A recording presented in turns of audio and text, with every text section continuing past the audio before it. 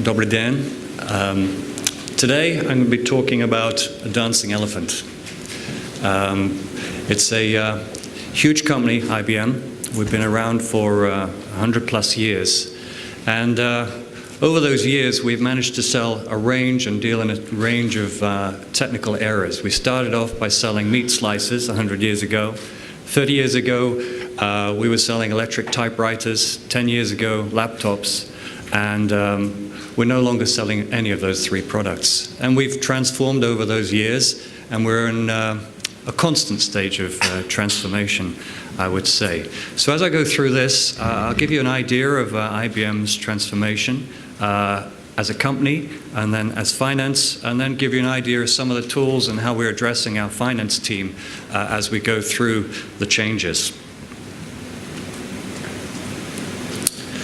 So one of the things we have the privilege of as a global company is we're able to talk to a wide range of global companies. We can talk to the chief ex-officers, finance, marketing, executive officers, and get their opinions. And we do that through our consulting arm.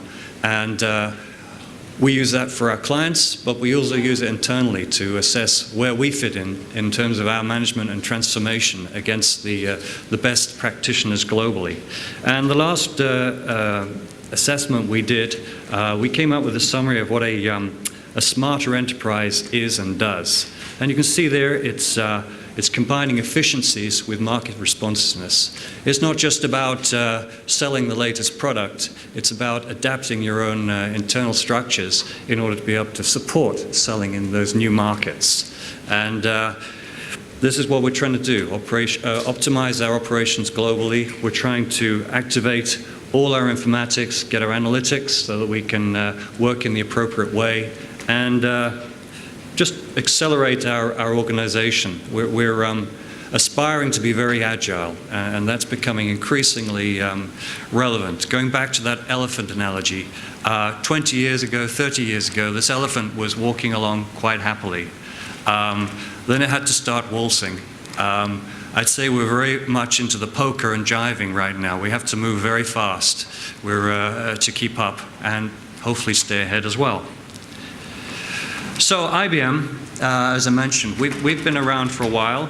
We're only company in our industry that's been through many technological eras, economic cycles, and still remain ahead of our game. The current cycle we're in, as many of you are probably aware, is moving into the cloud era, moving away from selling boxes. As I told you, we got rid of the PC market industry a while back, and we're focusing on a series of more relevant products, which we believe will be our future for the foreseeable future.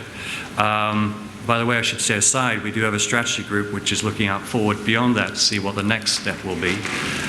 So the current major areas we're after are cloud, analytics, mobile, security, social, these major arenas. And we're managing the transformation of the company to address those areas. Now that's not as easy as it might seem. About 5 years ago, we were about 13% of our business was in this area. Last year, 2015, 35%. 3Q this year, 41% of our business is in this area. So massive change in our business, and at the same time we've had to manage our legacy business so that we can continue the cash flow, continue the investment that we need to stay relevant and stay in the new markets. It is a challenge. We have 50% of our staff fairly new, less than 5 years in the business. We have 370,000 staff. A while back it was 400,000. A very large organization in 170 countries, and a large portion of them do work remotely. The other point is our margins, as we transform, we're trying to stay in the high level, high value margins area. So about 10 years ago, we were making 8% margin. We're now in the sort of 17, 18% margin. So a huge transformation we're undergoing at the moment. I mentioned that you have to address the internal in order to manage the external.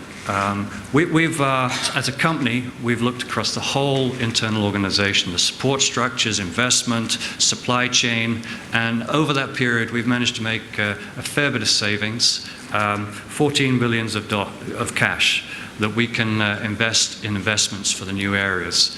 And some of the approaches we've used for finance, which I'll explain to you shortly, we've used in other areas from legal to fulfillment to the factories, you name it, we've addressed these areas.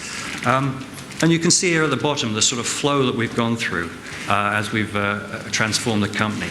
So with sharing and partnering was the early stage, sharing ideas, partnering across the organization, and then real integration, and you'll see some of the implications we've taken within finance to do that, and then making things smarter and creating an agile culture. And you can see, as I mentioned earlier, these cycles are getting shorter and shorter as we adapt to the new world.